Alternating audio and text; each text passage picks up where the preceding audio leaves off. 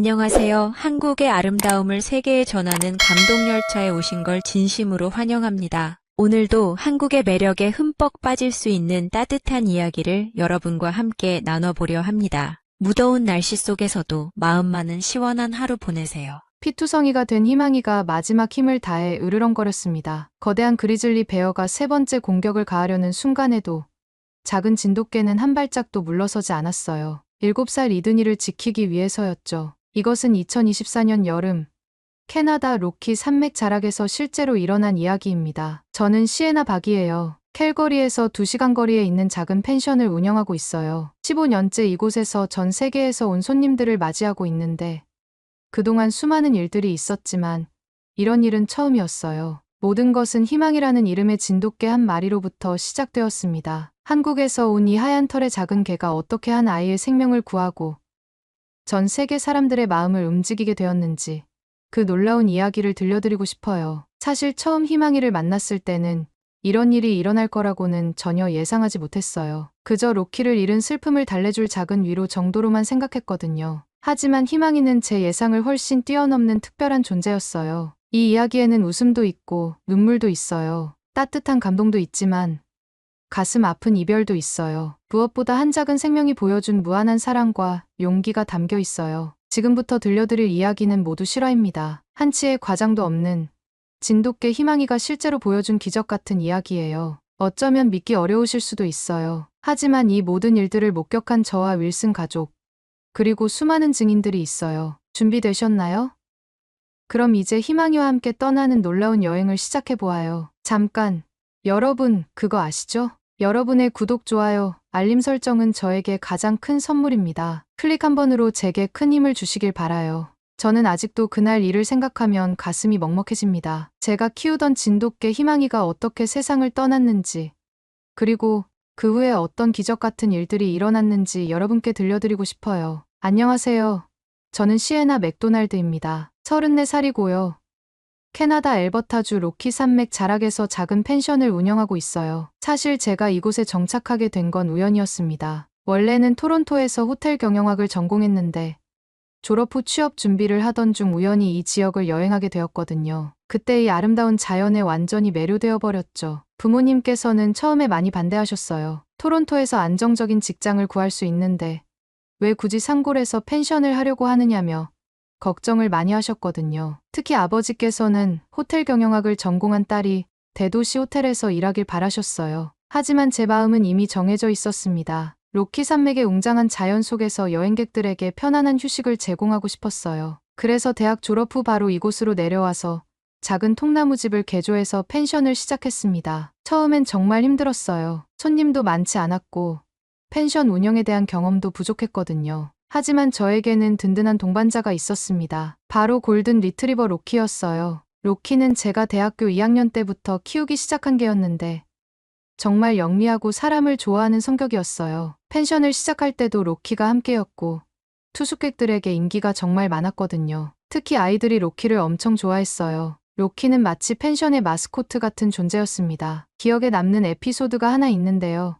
펜션을 시작한 지 얼마 안 되었을 때였어요. 어느 날 3살배기 아이를 데리고 온 가족이 펜션에 투숙했는데 그 아이가 로키를 보자마자 달려가서 꼬리를 잡아당기는 거예요. 보통 개들이라면 싫어할 만한 상황인데 로키는 끝까지 참고 있더라고요. 오히려 그 아이가 넘어지지 않도록 몸으로 받쳐주기까지 했어요. 그 모습을 보면서 로키가 얼마나 착한 마음을 가지고 있는지 다시 한번 깨달았습니다. 또 다른 기억에 남는 일은 겨울에 있었던 일이에요. 눈이 많이 내려서 펜션 앞길이 막혔는데 나이 든 부부 손님이 차에 갇혀 계셨거든요. 로키가 그걸 먼저 알아챘어요. 갑자기 현관에서 짖기 시작하더니 저를 밖으로 끌고 나가는 거예요. 덕분에 빨리 발견해서 그 부부분들을 무사히 구조할 수 있었어요. 하지만 시간이 흐르면서 로키가 늙어가는 게 눈에 보이기 시작했어요. 13년이라는 세월이 흐르면서 관절염이 생겼고 심장도 약해졌습니다. 수의사 선생님께서는 나이가 많아서 어쩔 수 없다고 하셨지만 저는 로키가 아픈 모습을 보는 게 너무 힘들었어요. 특히 마지막 해에는 로키가 예전처럼 활발하지 못했어요. 산책도 짧게 하게 되었고 대부분의 시간을 펜션 현관에서 졸면서 보냈죠. 그래도 손님들이 오면 꼬리를 흔들며 반겨주었어요. 아픈 몸에도 불구하고 자신의 역할을 다하려고 하는 로키의 모습이 정말 고마우면서도 안쓰러웠습니다. 하지만 지난 겨울, 결국 그 순간이 왔어요. 로키가 제 품에서 조용히 숨을 거둔 거예요. 그날 밤 저는 정말 많이 울었습니다. 13년 동안 함께했던 가족을 잃은 기분이었거든요. 로키 없는 펜션은 너무 허전했어요. 로키가 떠난 후 몇 달 동안 저는 정말 힘들어했어요. 펜션 운영도 제대로 못할 정도였어요. 손님들이 와도 예전처럼 밝게 맞이하기가 어려웠거든요. 로키가 앉아있던 현관 자리를 볼 때마다 마음이 아팠어요. 어머니께서 캘거리에서 자주 올라와서 걱정해 주셨고 친구들도 많이 위로해 주었지만 마음의 빈자리는 쉽게 채워지지 않았습니다. 특히 힘들었던 건 손님들이 로키를 찾을 때였어요. 매년 오시는 단골 손님들이 로키는 어디 있냐고 물어보시면 그때마다 로키가 하늘나라로 갔다고 설명해 드려야 했거든요. 그러면 손님들도 같이 슬퍼해 주셨지만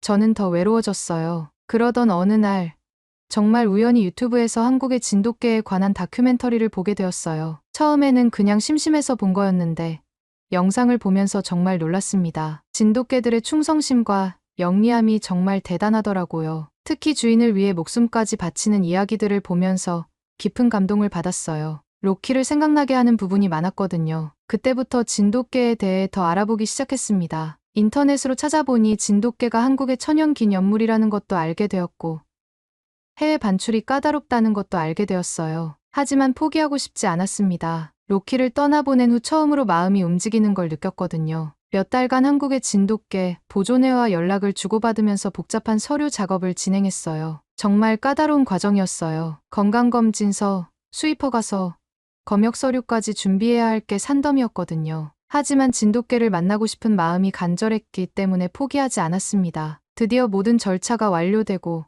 생후 6개월 된 흰색 진돗개 한 마리가 캐나다로 오게 되었어요. 처음 공항에서 그 작은 생명체를 본 순간 정말 감격스러웠습니다. 하얀 털에 똘똘한 눈망울, 그리고 꼬리를 살랑살랑 흔드는 모습이 너무 사랑스러웠어요. 저는 이 아이에게 희망이라는 이름을 지어주었습니다. 로키를 잃고 절망에 빠져있던 제게 다시 희망을 가져다준 존재라는 의미였거든요. 희망이는 정말 특별한 개였어요. 로키와는 또 다른 매력이 있었습니다. 놀라운 학습 능력으로 펜션 운영에 필요한 것들을 금세 익혔고 손님들을 대하는 제 마음까지 읽어내는 것 같았어요. 희망이와 함께한 2년 동안 제 삶은 완전히 달라졌습니다. 다시 웃음을 찾았고 펜션에도 활기가 돌아왔어요. 희망이는 단순한 반려견이 아니라 제 가족이자 펜션의 든든한 파트너가 되었습니다. 그런데 그때는 몰랐어요. 앞으로 희망이가 어떤 놀라운 일을 해낼지 말이에요. 희망이는 정말 빠르게 펜션 생활에 적응했어요. 처음 일주일 정도는 새로운 환경에 적응하느라 조금 예민해하기도 했지만 곧 이곳이 자신의 집이라는 걸 깨달은 것 같았습니다. 특히 희망이가 보여준 학습 능력은 정말 놀라웠어요. 로키가 13년 동안 천천히 익혔던 것들을 희망이는 몇 주 만에 다 배워버렸거든요. 가장 인상적이었던 건 희망이가 손님들을 구분하는 능력이었어요. 처음 오는 손님들에게는 정중하게 인사를 하면서도 경계심을 늦추지 않았고 단골 손님들에게는 꼬리를 신나게 흔들며 반겨주었어요. 심지어 어떤 손님이 개를 좋아하는지 싫어하는지도 금세 파악해서 개를 무서워하는 분들에게는 거리를 두고 조용히 있더라고요. 기억에 남는 첫 번째 에피소드가 있어요. 희망이가 온 지 한 달 정도 되었을 때였는데 캘거리에서 온 노부부 손님이 계셨거든요. 할아버지께서 당뇨가 있으셔서 혈당 관리를 하고 계셨는데 어느 날 아침 식사 후 산책을 나가셨어요. 그런데 1시간이 넘어도 돌아오시지 않는 거예요. 할머니께서 걱정하시길래 제가 찾으러 나갔는데 희망이가 갑자기 저보다 앞서서 달려가기 시작하더라고요. 희망이를 따라가니 펜션에서 10분 정도 떨어진 벤치에 할아버지께서 의식을 잃고 앉아 계셨어요. 저혈당으로 쓰러지신 거였죠. 다행히 제가 응급 상황에 대비해서 항상 사탕을 가지고 다녔거든요. 급하게 할아버지 입에 사탕을 넣어드렸더니 천천히 정신을 차리시더라고요. 두 번째로 기억에 남는 일은 겨울에 있었어요. 에드먼턴에서 온 가족이 계셨는데 10살 된 아들이 밤에 갑자기 고열이 나기 시작한 거예요. 부모님들이 당황해 하시는데 희망이가 먼저 이상함을 감지했어요. 희망이가 그 아이 방 앞에서 계속 낑낑거리면서 저를 부르더라고요. 가보니 아이가 열이 심하게 나면서 경련까지 일으키고 있었어요. 급하게 병원으로 모시고 갔는데 의사 선생님께서 조금만 늦었으면 위험했을 거라고 하시더라고요. 또 다른 인상적인 일도 있었어요. 봄에 밴쿠버에서 온 할머니가 혼자 오셨는데 남편을 잃고 우울해하시는 분이셨거든요. 처음에는 방에서만 계시고 거의 나오지 않으셨어요. 그런데 희망이가 그분을 특별히 신경 써주더라고요. 매일 아침 할머니 방 앞에 가서 조용히 앉아있고 할머니가 문을 열면 꼬리를 살짝 흔들어 주었어요. 이런 일들이 계속 있다 보니 희망이는 펜션에서 없어서는 안 될 존재가 되었어요. 손님들도 희망이를 보러 오시는 분들이 늘어났고 온라인 리뷰에도 희망이 이야기가 자주 등장했어요. 하지만 희망이의 가장 놀라운 능력은 사람의 감정을 읽어내는 거였어요. 제가 힘들어하거나 스트레스를 받을 때면 희망이가 먼저 알아채고 다가와서 위로해 주었어요. 희망이와 함께 지내면서 펜션 운영도 훨씬 수월해졌어요. 희망이가 손님들의 안전을 지켜주는 든든한 파트너가 되어주었거든요. 아이들이 펜션 주변에서 놀 때도 희망이가 항상 지켜보고 있어서 부모님들이 안심하셨어요. 특히 여름철에는 많은 가족 단위 손님들이 오시는데 희망이가 아이들과 놀아주는 모습이 정말 보기 좋았어요. 그런 희망이와 함께 지낸 지 2년이 되던 2024년 7월 15일이었어요. 여름 성수기라 펜션에는 손님들이 가득했는데 그날도 평소와 다름없는 하루가 될 거라고 생각했어요. 토론토에서 온 윌슨 가족이 체크인을 하셨는데 부모님과 5살 딸 클로이, 7살 아들 이든으로 이루어진 네 가족이었어요. 이든이는 정말 활발하고 호기심이 많은 아이였어요. 희망이를 보자마자 우와 강아지다 하면서 달려오더라고요. 희망이도 이든이를 금세 좋아하게 되었어요. 점심을 드신 후 이든이가 아빠에게 산에 가서 모험을 하고 싶다고 졸랐어요. 이든이 아버지인 마이클 씨가 걱정스러워하시길래 제가 펜션 뒤쪽 산책로는 안전하다고 말씀드렸어요. 사실 그 산책로는 정말 안전한 코스였어요. 펜션을 운영한 지 10여 년 동안 한 번도 사고가 난 적이 없었거든요. 야생동물들도 거의 나타나지 않는 구간이었고 길도 잘 정비되어 있었어요. 오후 3시쯤 이든이가 희망이와 함께 산책을 떠났어요. 희망이는 항상 그랬듯이 이든이 앞에서 길을 안내했고 저는 로비에서 다른 손님들과 이야기를 나누고 있었죠. 그런데 30분쯤 지났을 때 희망이의 짖는 소리가 들려왔어요. 처음에는 별거 아니라고 생각했어요. 하지만 짖는 소리가 계속되고 점점 더 급박해지더라고요. 윌슨 부부도 아들의 목소리가 들리지 않는다며 걱정하기 시작했어요. 그때 희망이의 짖는 소리가 더욱 격렬해졌어요. 이건 평소와 완전히 다른 소리였어요. 저는 즉시 윌슨 부부와 함께 산으로 향했어요. 산책로를 따라 올라가면서 희망이와 이든이를 찾았는데 그들이 있어야 할 곳에 없더라고요. 희망이의 짖는 소리를 따라 더 깊숙이 들어가야 했죠. 그리고 그때 저는 제 인생에서 가장 충격적인 장면을 목격하게 되었어요. 희망이의 짖는 소리를 따라 숲 깊숙이 들어갔을 때 저는 평생 잊을 수 없는 광경을 보게 되었습니다. 거대한 그리즐리 베어 한 마리가 새끼 2마리와 함께 있었고 그 앞에 이든이가 얼어붙은 채 서 있었어요. 그리고 희망이는 이든이와 곰 사이에서 온몸을 바짝 세운 채 으르렁거리고 있었습니다. 상황을 파악하는 데는 몇 초도 걸리지 않았어요. 이든이가 호기심에 산책로를 벗어나 예쁜 꽃을 따려다가 우연히 새끼를 데리고 있던 어미 곰과 마주친 거였죠. 어미 곰은 자신의 새끼들을 보호하려는 본능에 이든이를 위협으로 여기고 있었어요. 희망이는 이미 30분 넘게 그 자리에서 곰과 대치하고 있었던 것 같았어요. 작은 몸집에도 불구하고 한 발짝도 물러서지 않고 이든이를 지키고 있었거든요. 곰도 이 작은 개의 용기에 당황한 듯 바로 공격하지는 못하고 있었지만 언제든 상황이 나빠질 수 있는 위험한 순간이었어요. 윌슨 부부가 아들을 보고 비명을 지르려는 순간 저는 재빨리 손으로 입을 막았어요. 큰 소리가 나면 곰을 더욱 자극할 수 있었거든요. 마이클 씨는 아들을 구하려고 달려들려 했지만 저는 그를 붙잡았어요. 잘못하면 더 큰 참사가 일어날 수 있었어요. 그때 곰이 움직이기 시작했어요. 천천히 앞발을 들어 올리면서 위협적인 자세를 취했죠. 이든이는 공포에 질려 움직이지도 못하고 있었어요. 바로 그 순간 희망이가 행동에 나섰습니다. 희망이는 곰을 향해 지저대면서 이든이 주변을 빙빙 돌기 시작했어요. 곰의 주의를 자신에게 집중시키려는 거였죠. 정말 영리한 판단이었어요. 곰이 희망이를 쫓으려고 몸을 돌리는 사이 이든이가 조금씩 뒤로 물러날 수 있었거든요. 하지만 곰도 만만치 않았어요. 새끼들을 보호해야 한다는 모성 본능이 강하게 작동하고 있었거든요. 곰이 갑자기 희망이를 향해 앞발을 휘둘렀어요. 날카로운 발톱이 희망이의 옆구리를 핥혔지만 희망이는 비명 한 번 지르지 않고 계속해서 이든이를 보호했어요. 그 광경을 보는 제 마음은 찢어질 것 같았어요. 하지만 함부로 움직일 수 없었어요. 잘못하면 이든이와 희망이 모두 위험해질 수 있었거든요. 저는 윌슨 부부에게 천천히 뒤로 물러나라고 속삭였어요. 그리고 휴대폰으로 야생동물 구조대에 긴급 신고를 했습니다. 두 번째 공격이 희망이를 덮쳤어요. 이번에는 곰의 거대한 발톱이 희망이의 가슴 부분을 깊게 핥혔어요. 희망이가 비틀거리면서 피를 흘리기 시작했지만 여전히 이든이 앞에서 한 발짝도 물러서지 않았어요. 오히려 더욱 격렬하게 지저대며 곰을 위협했습니다. 이든이는 그제서야 상황을 이해했는지 천천히 뒤로 물러나기 시작했어요. 희망이의 희생 덕분에 안전한 거리까지 올 수 있었죠. 저는 조용히 이든이에게 손짓해서 우리 쪽으로 오라고 신호를 보냈어요. 하지만 곰은 아직 포기하지 않았어요. 세 번째 공격이 희망이를 향해 날아왔어요. 이번에는 곰의 무게까지 실린 강력한 일격이었어요. 희망이가 몇 미터나 튕겨져 나가면서 나무에 부딪혔어요. 그 소리를 듣는 순간 제 심장이 멈추는 줄 알았어요. 희망이는 쓰러진 채로 일어나지 못하고 있었어요. 온몸에서 피가 흘러나오고 있었고 호흡도 거칠어져 있었어요. 하지만 놀랍게도 희망이는 쓰러진 상태에서도 계속 곰을 향해 으르렁거렸어요. 마지막 순간까지 이든이를 지키려는 의지를 포기하지 않았던 거예요. 그때 곰도 자신의 새끼들이 안전하다고 판단했는지 천천히 물러서기 시작했어요. 위협이 사라졌다고 생각한 거죠. 곰과 새끼들이 숲속으로 사라지자 저는 즉시 희망이에게 달려갔어요. 희망이는 제가 안았을 때도 꼬리를 살짝 흔들어 주었어요. 마치 걱정하지 말라는 듯이요. 하지만 상처가 너무 심각했어요. 가슴과 옆구리에 깊은 열상이 있었고 뇌출혈도 의심되는 상황이었어요. 무엇보다 희망이의 눈빛이 점점 흐려져 가고 있었어요. 이든이가 울면서 희망이에게 다가왔어요. 고마워 희망아.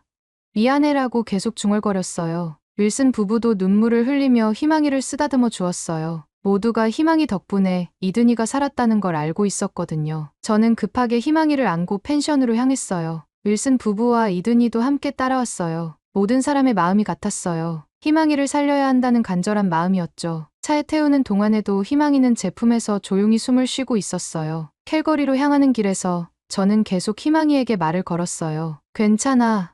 곧 병원이야.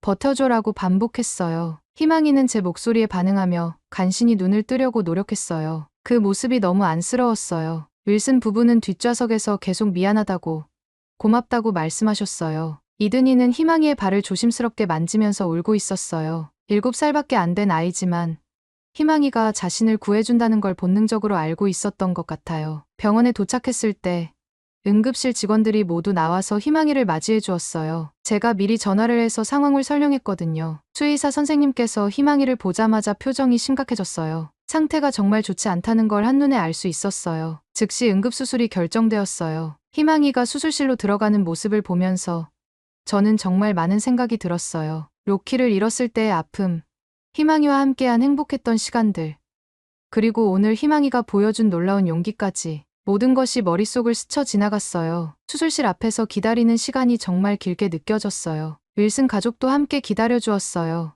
이든이는 계속 희망이가 괜찮아질 거라고 중얼거렸어요. 마이클 씨와 제니퍼 씨는 희망이의 치료비는 뭐든 책임지겠다고 말씀하셨어요. 그리고 마침내 수술실 문이 열리는 순간이 왔어요. 데이비드 박사님이 수술실에서 나오는 모습을 보는 순간 제 심장이 멎는 줄 알았어요. 박사님의 표정이 너무 무거웠거든요. 저희 모두가 일어서서 박사님을 바라봤는데 그분이 천천히 고개를 저으시더라고요. 죄송합니다라는 말이 나오는 순간 저는 무너져 내렸어요. 윌슨 부부도 눈물을 흘리기 시작했고 이든이는 상황을 이해하지 못한 채 왜 모든 사람이 우는지 물어봤어요. 내장 손상이 너무 심각했고 심장 근처에도 치명적인 상처가 있어서 더 이상 어떻게 할 수 없었다고 하시더라고요. 희망이를 마지막으로 만날 수 있게 해주셨어요. 수술대에 누워있는 희망이는 마치 평화롭게 잠든 것 같았어요. 저는 희망이의 머리를 쓰다듬으면서 고마워, 정말 고마워라고 계속 말했어요. 이든이를 구해줘서 고맙고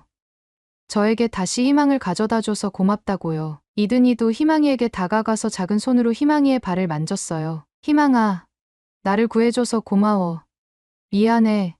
내가 말을 안 들어서라고 속삭이더라고요. 그 모습을 보니 더욱 눈물이 났어요. 7살 아이가 이런 상황을 겪어야 한다는 게 너무 안쓰러웠거든요. 윌슨 부부는 희망이 앞에서 깊게 고개를 숙이고 평생 잊지 않겠다고 말씀하셨어요. 희망이는 진정한 영웅이라고, 우리 아들의 생명을 구해준 것을 절대 잊지 않을 거라고 하시더라고요. 희망이와 마지막 작별을 한 후 저희는 펜션으로 돌아왔어요. 펜션에 도착하니 다른 손님들도 무슨 일이 있었는지 알고 걱정해 주시더라고요. 희망이의 죽음 소식을 들은 모든 사람들이 슬퍼했어요. 특히 희망이와 친했던 손님들은 정말 많이 우셨어요. 그날 밤 저는 잠을 잘 수가 없었어요. 희망이가 없는 펜션이 너무 조용하고 허전했거든요. 희망이가 항상 자던 현관 옆자리를 보니 더욱 마음이 아팠어요. 윌슨 가족도 그날 밤 거의 잠을 못 이루셨을 거예요. 며칠 후 윌슨 가족이 체크아웃을 하시면서 희망이를 위한 추모비를 세우고 싶다고 말씀하셨어요. 펜션 뒤편 언덕에 작은 추모비를 만들어서 희망이를 기리자고 하시더라고요. 저도 그 제안에 흔쾌히 동의했어요. 추모비에는 이든이의 생명을 구한 영웅, 희망이를 기리며라는 문구가 새겨졌어요. 그리고 희망이의 생년월일과 함께 2022년 3월 1일부터 2024년 7월 15일까지라고 적혀 있었어요. 놀라운 일은 그 다음부터 시작되었어요. 윌슨 가족이 SNS에 올린 희망이의 이야기가 순식간에 퍼져나간 거예요. 처음에는 캐나다 내에서만 화제가 되었는데 점점 전 세계로 퍼져나갔어요. CBC, CTV를 비롯해서 CNN, BBC 같은 해외 언론들도 희망이의 이야기를 보도하기 시작했어요. 한국에서 온 진돗개가 그리즐리 베어로부터 아이를 구하고 장렬히 희생했다는 내용이었죠. 특히 희망이의 마지막 순간을 담은 영상과 제 인터뷰가 수백만 명의 사람들을 감동시켰어요. 진돗개의 충성심과 용기에 대한 이야기가 전 세계 사람들에게 알려진 거였어요. 몇 주 후부터는 정말 놀라운 광경이 펼쳐졌어요. 펜션 앞에 사람들이 찾아오기 시작한 거예요. 캐나다 전역은 물론이고 미국, 유럽, 심지어 한국에서까지 희망이를 기리러 오는 분들이 계셨어요. 추모비 앞에는 항상 꽃다발이 놓여 있었어요. 강아지 간식, 장난감, 편지들도 산더미처럼 쌓였어요. 어떤 분들은 자신의 반려견과 함께 와서 희망이에게 인사를 하기도 했어요. 희망아, 너는 진정한 영웅이야 라고 말하는 분들도 많았어요. 추모비 앞에는 여러 언어로 쓰인 메시지들이 가득했어요. 영어, 프랑스어, 스페인어, 그리고 한글로 쓰인 메시지들까지 있었어요. 한국 분들이 우리나라 개가 이렇게 훌륭한 일을 해서 자랑스럽다고 써놓으신 글도 있었어요. 하지만 정작 저는 깊은 슬픔에 빠져 있었어요. 전 세계에 관심이 쏟아져도 희망이는 돌아오지 않았거든요. 펜션 곳곳에 남아있는 희망이의 흔적들이 저를 더욱 괴롭혔어요. 희망이가 좋아하던 공, 산책할 때 사용하던 목줄, 그리고 희망이만의 잠자리까지 펜션 운영도 제대로 할 수 없는 상태였어요. 손님들은 많이 찾아왔지만 저는 며칠씩 방에서 나오지 않기도 했어요. 희망이 없는 삶이 너무 힘들었거든요. 그런 제게 힘을 준 건 희망이를 기리러 온 방문객들이었어요. 시에나 씨, 희망이가 얼마나 훌륭한 개였는지 전 세계가 알고 있어요라고 말씀해 주시는 분들이 많았어요. 희망이는 당신과 함께 있을 때 정말 행복했을 거라고, 그 사랑이 이든이를 구할 수 있게 한 거라고 위로해 주셨어요. 1년이 지난 2025년 여름, 저는 중요한 결정을 내렸어요. 다시 진돗개를 입양하기로 한 거예요. 희망이만큼 훌륭한 개는 없겠지만 희망이도 제가 혼자 있는 걸 원하지 않을 거라고 생각했어요. 한국의 진돗개 보존회에 다시 연락했더니 희망이의 이야기를 알고 있던 분들이 특별히 희망이와 비슷한 외모를 가진 진돗개를 추천해 주셨어요. 생후 8개월 된 흰색 암컷 진돗개였어요. 저는 이 새로운 가족에게 믿음이라는 이름을 지어주었어요. 희망이 떠난 후에도 다시 믿음을 가지고 살아가겠다는 의미였어요. 믿음이는 희망이와 놀랄 만큼 비슷했어요. 영리하고 충성스러우며 무엇보다 사람들을 사랑하는 마음이 깊었어요. 믿음이를 보며 저는 조금씩 마음의 상처를 치유해 나갔어요. 펜션도 이제 희망이 펜션이라고 불리게 되었어요. 전 세계에서 희망이를 기리기 위해, 그리고 진돗개를 보기 위해 사람들이 찾아왔거든요. 희망이의 이야기는 진돗개의 우수성을 전 세계에 알리는 계기가 되었어요. 많은 해외 언론들이 진돗개의 충성심과 용기에 대해 집중 보도했어요. 캐나다와 미국에서는 진돗개 입양 문의가 급증했고 한국 문화에 대한 관심도 높아졌어요. 매년 7월 15일 희망이의 날에는 수백 명의 사람들이 펜션을 찾아와요. 저와 믿음이, 그리고 윌슨 가족이 함께 추도식을 열어요. 이든이는 이제 14살이 되었지만 여전히 매년 이날을 잊지 않고 와서 희망이에게 감사를 표해요. 희망이는 떠났지만 그가 남긴 사랑과 용기의 메시지는 영원히 사람들의 마음속에 살아있을 거예요. 오늘의 이야기는 여기까지입니다. 마음에 드셨다면 구독과 좋아요 잊지 말고 한 번씩 눌러주세요. 소중한 시간 함께 해주셔서 진심으로 감사드리고 앞으로도 더 깊은 이야기로 여러분을 찾아뵐게요.